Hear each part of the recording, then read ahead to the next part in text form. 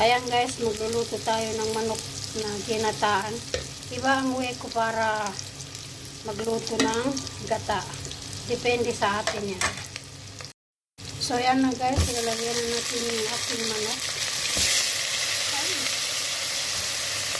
Umuusok.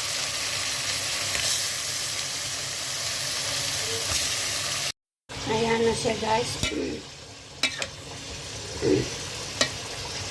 Siyempre maglalagay muna tayo ng black pepper.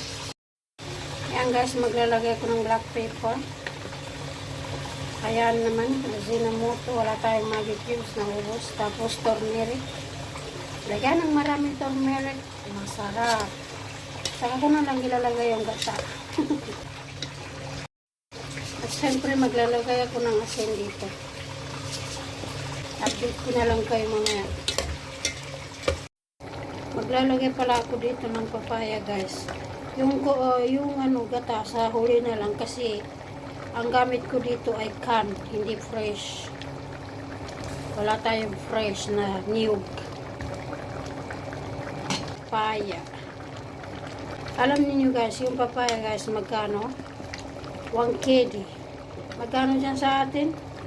188 KD or 190 pesos.